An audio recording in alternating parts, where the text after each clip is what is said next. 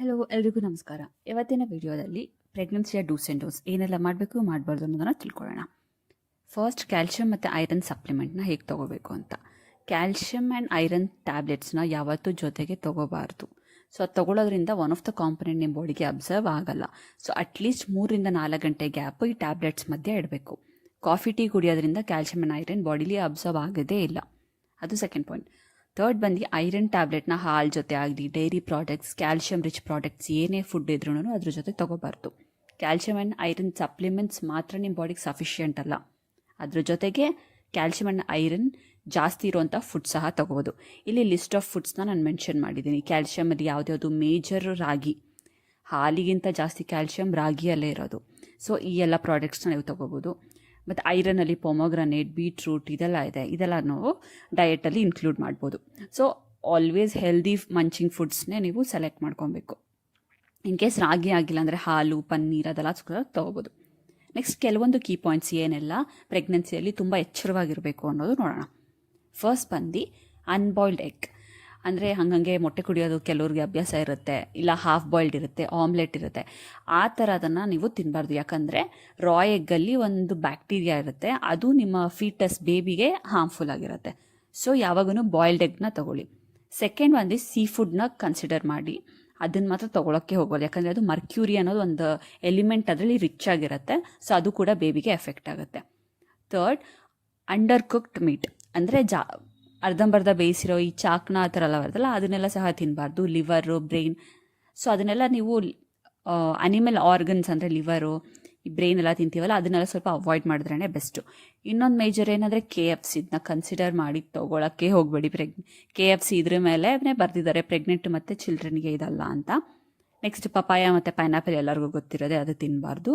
ಮತ್ತು ಕಾಯಿಸದೇ ಇರೋ ಹಾಲನ್ನ ಅಥವಾ ಡೈರಿ ಪ್ರಾಡಕ್ಟ್ಸ್ನ ತೊಗೋಬೇಡಿ. ಸ್ಟ್ರೀಟ್ ಫುಡ್ನ ತಿನ್ನೋಕ್ಕೆ ಹೋಗಬೇಡಿ, ಯಾಕಂದರೆ ಅದರಲ್ಲಿ ಅಜಿನೋಮೋಟೊ ಇರುತ್ತೆ.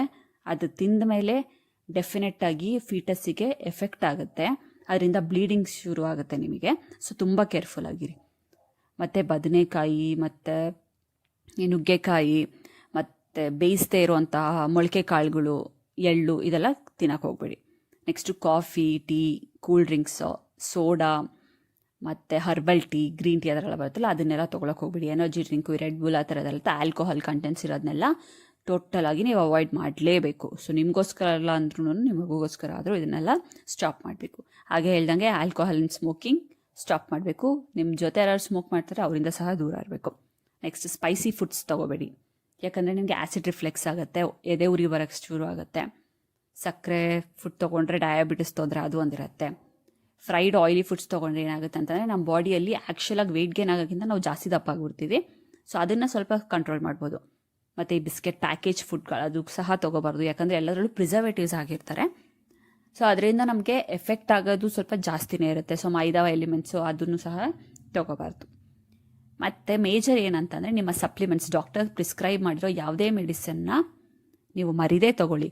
ಇನ್ ಕೇಸ್ ಇವತ್ತು ನೈಟ್ ತೊಗೋಬೇಕಾಗಿರೋದು ಮರ್ತೋಯ್ತು ಅಂತ ಅಂದರೆ ಬೆಳಿಗ್ಗೆ ಎದ್ದ ತಕ್ಷಣ 2 ಟ್ಯಾಬ್ಲೆಟ್ ಅದನ್ನು ತೊಗೊಳ್ಳೋದು ದೊಡ್ಡ ಮಿಸ್ಟೇಕ್.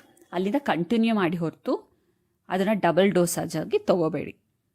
ಮತ್ತು ನೀವು ಪ್ರೆಗ್ನೆಂಟ್ ಆದಾಗೇನೆ ನಿಮಗೆ ಬ್ಯಾಕಲ್ಲಿ ಅಂದರೆ ಬೆನ್ನು ಹೊರ್ಕೊಂಡು ಮಲ್ಕೊಳ್ಳೋದನ್ನು ಸ್ವಲ್ಪ ಅವಾಯ್ಡ್ ಮಾಡಿ. ಲೆಫ್ಟ್ ಅಥವಾ ರೈಟ್ 5th ಮಂತ್ವರೆಗೂ ಹೆಂಗಾಗುತ್ತೆ ನಿಮಗೆ ಅಡ್ಜಸ್ಟಬಲ್ ಆ ಥರ ಮಲ್ಕೋಬೋದು.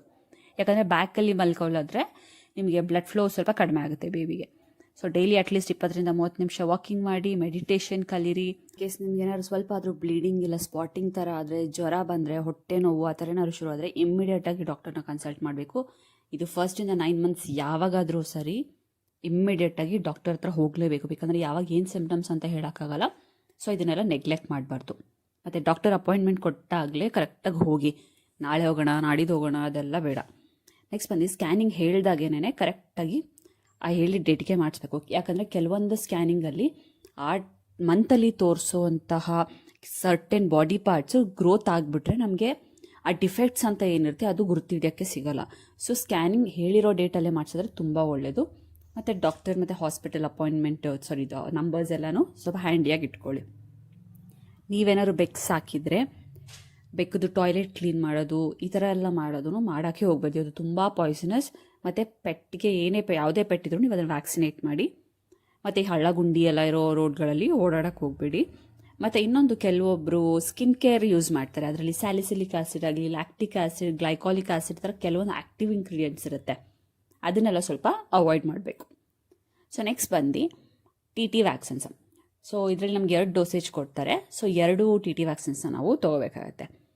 Next control on unhealthy foods. ಅಂದರೆ ಏನು ತುಂಬ ಹೊಟ್ಟೆ ಹಸಿಯುತ್ತೆ ನಿಜ, ಹಂಗಂತ ಏನೋ ಸಿಕ್ಕದಲ್ಲ ಈ ಮೈದಾ ಬಿಸ್ಕೆಟು ಆ ಥರ ಎಲ್ಲ ತೊಗೊಂಡ್ರೆ ತುಂಬ ವೆಯ್ಟ್ ಗೇನ್ ಆಗ್ತಿರೋ ಹೊರತು ಇನ್ನೇನಿಲ್ಲ. ನೆಕ್ಸ್ಟು ತುಂಬ ಬಿಸಿ ನೀರಲ್ಲಿ ಸ್ನಾನ ಮಾಡೋದು, ಸ್ಟೀಮ್ ತೊಗೊಳ್ಳೋದು ಅದೆಲ್ಲ ಮಾಡಬಾರ್ದು. ಪ್ರೆಗ್ನೆನ್ಸಿಯಲ್ಲಿ ಕನ್ಸಿಡರ್ ಫ್ಲ್ಯಾಟ್ ಸ್ಲಿಪ್ಪರ್ಸ್. ಯಾಕಂದರೆ ಇದು ಶೋಕಿ ಅಂತಲ್ಲ, ಬಟ್ ನಮ್ಮ ಸೇಫ್ಟಿಗೆ ನಾವು ಫ್ಲ್ಯಾಟ್ಸ್ ಯೂಸ್ ಮಾಡಿದ್ರೆ ತುಂಬ ಬೆಸ್ಟು. ಸ್ವಲ್ಪ ಎಕ್ಸ್ಟ್ರಾ ಕಾನ್ಷಿಯಸ್ ಆಗಿರ್ತೀವಿ ಅಂತ. ನೆಕ್ಸ್ಟ್ ಸ್ವಲ್ಪ ಮೈಲ್ಡ್ ಎಕ್ಸಸೈಸಸ್ ಡಾಕ್ಟರ್ ಹೇಳಿದ್ರೆ ಮಾಡಿ, ಇಲ್ಲಾಂದರೆ ಬೇಡ. ಡೆಂಟಿಸ್ಟ್ ಹತ್ರ ಹೋಗ್ಬೇಕಂತಂದರೆ ಇನ್ ಕೇಸ್ ಅದನ್ನು ಡಾಕ್ಟರ್ ಹತ್ರ ಫಸ್ಟ್ ನಿಮ್ಮ ಗೈನಾಕ್ ಹತ್ರ ಕನ್ಸಿಡರ್ ಮಾಡಿ ಹೋಗ್ಬೋದಾ ಇಲ್ವಾ ಅದನ್ನೆಲ್ಲ ಕೇಳಿಕೊಂಡು ನೀವು ಡೆಂಟಲ್ ಟ್ರೀಟ್ಮೆಂಟ್ಸಿಗೆ ಹೋಗ್ಬೋದು. ಕೆಮಿಕಲ್ ಹೇರ್ ಟ್ರೀಟ್ಮೆಂಟ್ಸ್ ಏನೇ ಇದ್ದರೂ ಅದನ್ನು ಸಹ ಅವಾಯ್ಡ್ ಮಾಡಿ. ಯಾಕೆ ಸುಮ್ಮನೆ ರಿಸ್ಕ್ ಅಂತ. ತುಂಬ ಚೆನ್ನಾಗಿ ನೀರು ಕುಡಿಬೇಕು. ನೀವು ಎಷ್ಟು ನೀರು ಕುಡಿದ್ರೋ ಆಮ್ನಿಯೋಟಿಕ್ ಫ್ಲೂಯಿಡ್ ಒಳಗಡೆ ಅಷ್ಟೇ ಚೆನ್ನಾಗಿರತ್ತೆ. ಕೆಲವೊಂದು ಫುಡ್ಸ್ ಹೆಂಗೆ ಅಂತಂದರೆ ನಮ್ಗೆ ಇಷ್ಟ ಇರುತ್ತೆ ಪ್ರೆಗ್ನೆನ್ಸಿ ಮುಂಚೆ, ಪ್ರೆಗ್ನೆಂಟ್ ಆದಮೇಲೆ ಅದು ಇಷ್ಟ ಆಗಲ್ಲ. ಅದು ತಿಂದಿದ ತಕ್ಷಣ ವಾಂತಿ ಆಗೋದಾಗಲಿ, ತಲೆ ಸುತ್ತ ಬರೋದಾಗಲಿ ಆ ಥರ ಆಯಿತು ಅಂತಂದರೆ ಅದು ಎಷ್ಟೇ ಹೆಲ್ದಿ ಫುಡ್ ಆಗಿದ್ರು ಅದನ್ನು ಇಮ್ಮಿಡಿಯೇಟ್ ಸ್ಟಾಪ್ ಮಾಡಿ. ಇದು ಈವನ್ ನಿಮ್ಮ ಟ್ಯಾಬ್ಲೆಟಿಗೆ ಕೂಡ ಅಪ್ಲಿಕೇಬಲ್ ಆಗುತ್ತೆ. ಐರನ್ ಟ್ಯಾಬ್ಲೆಟ್ ಕೆಲವೊಬ್ರಿಗೆ ತಿಂದರೆ ಮೂಗಲ್ ಬ್ಲೀಡಿಂಗ್ ಆಗುತ್ತೆ, ತಲೆ ಸುತ್ತತ್ತೆ, ಈ ಥರದ್ದೆಲ್ಲ ಇದ್ದರೆ ನಿಮ್ಮ ಡಾಕ್ಟರ್ನ ಕನ್ಸಲ್ಟ್ ಮಾಡಿ ಬೇರೆ ಮೆಡಿಸಿನ್ಸು ಆ ಥರನ ತೊಗೋಬೇಕು. ಎನಿ ಇಚ್ಚಿಂಗು, ನಿಮಗೆ ಯೂರಿನರಿ ಟ್ರ್ಯಾಕ್ಟಲ್ಲಿ ಏನಾದ್ರು ಇಚ್ಚಿಂಗ್ ಇದ್ದರೆ, ವೆಜೈನಲ್ಲಿ ಏನಾದ್ರು ಇನ್ಫೆಕ್ಷನ್ ಆಗಿದೆ ಅಂತಂದರೆ ಇದನ್ನು ಮಾತ್ರ ಯಾವುದೇ ಕಾರಣಕ್ಕೂ ಡಿಲೇ ಮಾಡದೆ ಹೋಗಬೇಕು. ಯಾಕಂದರೆ ಕೆಲವೊಂದು ವೆಜೈನಲ್ ಇನ್ಫೆಕ್ಷನ್ಸು ಸಿವಿಯರ್ ಆದರೆ ನಿಮ್ಮ ಡೈರೆಕ್ಟಾಗಿ ನಮ್ಮ ಯೂಟ್ರಸ್ ಮೇಲೆ ಎಫೆಕ್ಟ್ ಆಗುತ್ತೆ. ಯೂಟ್ರಸ್ ಮೇಲೆ ಎಫೆಕ್ಟ್ ಆದರೆ ಅದರ ನೆಕ್ಸ್ಟ್ ಪರಿಣಾಮ ಏನು ಅಂತ ಯಾರಿಗೂ ಗೊತ್ತಿರಲ್ಲ. ಅದನ್ನು ಟ್ರೀಟ್ ಮಾಡೋದು ತುಂಬ ಕಷ್ಟ. ಯಾಕಂದರೆ ನಮ್ಮ ಪ್ರೆಗ್ನೆನ್ಸಿಯಲ್ಲಿ ನಮಗೆ ತುಂಬ ಲಿಮಿಟೆಡ್ ಮೆಡಿಕೇಷನ್ಸ್ನ ಕೊಟ್ಟಿರ್ತಾರೆ. ನೀವು ಎಷ್ಟೊಂದು ಕಡೆ ನೀವು ಟ್ಯಾಬ್ಲೆಟ್ಸ್ ಎಲ್ಲ ನೋಡಿರ್ಬೋದು, not recommended for pregnant and lactating women ಅಂತ ಹಾಕಿರ್ತಾರೆ. ಸೊ ವೆರಿ ಲಿಮಿಟೆಡ್ ಅಮೌಂಟ್ ಇರೋದು. ಸೊ ನಾವೆಲ್ಲದಕ್ಕೂ ಎಲ್ಲ ಟ್ಯಾಬ್ಲೆಟ್ಸ್ನು ತಿಂತೀವಿ ಮಾಡ್ತೀವಿ, ಅದೆಲ್ಲ ಆಗಲ್ಲ. ಸೊ ಇಮ್ಮಿಡಿಯೇಟಾಗಿ ವೆಜೈನಲ್ ಇನ್ಫೆಕ್ಷನ್ ಏನೇ ಆದ್ರೂ, ಯೂರಿನ್ ಪಾಸ್ ಮಾಡುವಾಗ ಉರಿ ಬಂದರು ಏನೇ ಇದ್ರೂ ಡಾಕ್ಟರ್ನ ಇಮ್ಮಿಡಿಯೇಟಾಗಿ ಕನ್ಸಲ್ಟ್ ಮಾಡಿ ನೀವು ಮೆಡಿಕೇಷನ್ಸ್ನ ಡಾಕ್ಟರಿಂದನೇ ತೊಗೋಬೇಕು. ಸೆಲ್ಫ್ ಡಾಕ್ಟರ್ ಆಗಬೇಡಿ. ನನಗೆ ಗೊತ್ತು, ನಾನು ಪ್ರೆಗ್ನೆಂಟ್ ಮುಂಚೆ ಇದನ್ನು ಮಾಡ್ತಾಯಿದ್ದೆ, ಈ ಟ್ರೀಟ್ಮೆಂಟ್ ತೊಗೊಂಡ್ರೆ, ಈ ಮಾತ್ರೆ ತೊಗೊಂಡ್ರೆ ನನಗೆ ಹಿಂಗಾಗ್ತಾಯಿತ್ತು, ಅದೆಲ್ಲ ಕನ್ಸಿಡರ್ ಮಾಡಬೇಡಿ. ಯಾಕಂದರೆ ಕೆಲವೊಂದು ನಿಮ್ಮ ಫೀಟಸ್ಗೆ, ನಿಮ್ಮ ಬೇಬಿಗೆ ಎಫೆಕ್ಟ್ ಆಗುತ್ತೆ. ಸೊ ಅದರಿಂದ ಫಸ್ಟ್ ಡಾಕ್ಟರ್ನ ಕನ್ಸಲ್ಟ್ ಮಾಡಿ. ನೀವು ಎಲ್ಲರೂ ವರ್ಕ್ ಮಾಡ್ತಾರೆ, ನಿಮಗೆ ಹೆಲ್ತ್ ಇನ್ಶೂರೆನ್ಸ್ ಕಂಪ್ನಿ ಸೈಡಿಂದ ಕೊಟ್ಟಿರ್ತಾರೆ. ಫಸ್ಟ್ ಆ ಕಾರ್ಡ್ನ ನೀವು ಕಲೆಕ್ಟ್ ಮಾಡಿ ಇಟ್ಕೊಳ್ಳಿ. ಯಾಕಂದರೆ ಯಾವಾಗ ಡಾಕ್ಟರ್ ಹತ್ರ ಹೋಗಬೇಕು, ಏನು ಅಡ್ಮಿಟ್ ಆಗಬೇಕಾ ಏನೋ ಅಂತ ಗೊತ್ತಿರಲ್ಲ. ಸೊ ಇದಕ್ಕೋಸ್ಕರ ಕಾರ್ಡ್ಸ್ನ ಕಲೆಕ್ಟ್ ಮಾಡಿ ಇಟ್ಕೊಂಡಿರಿ. ಟೈಟ್ ಬಟ್ಟೆಗಳನ್ನ ಹಾಕೋದು ಸ್ವಲ್ಪ ಅವಾಯ್ಡ್ ಮಾಡಿ.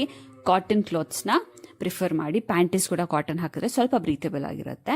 ಸೊ ಇದು ಪಾರ್ಟ್ 1. ಪಾರ್ಟ್ 2 ವಿಡಿಯೋಗೋಸ್ಕರ ಬಟನಲ್ಲಿ ನಿಮಗೆ ಲಿಂಕ್ ಇರುತ್ತೆ, ಇಲ್ಲ ಡಿಸ್ಕ್ರಿಪ್ಷನಲ್ಲಿ ಕೂಡ ಲಿಂಕ್ ಇದೆ. ದಯವಿಟ್ಟು ಚೆಕ್ ಮಾಡಿ. ನನ್ನ ಚಾನಲ್ ಎಲ್ಲ ವೀಡಿಯೋಸ್ ನೋಡಿ, ನಿಮ್ಗೆ ಯಾವ ಥರ ವೀಡಿಯೋ ಬೇಕು ಅಂತ ಹೇಳಿ. ಏನು ಇಷ್ಟ ಆಯಿತು, ಏನು ಇಷ್ಟ ಆಗಿಲ್ಲ, ಏನು ಇಂಪ್ರೂವ್ ಆಗಬೇಕು ಅನ್ನೋದನ್ನು ಕಾಮೆಂಟ್ ಸೆಕ್ಷನಲ್ಲಿ ಹೇಳಿ. Thank you very much.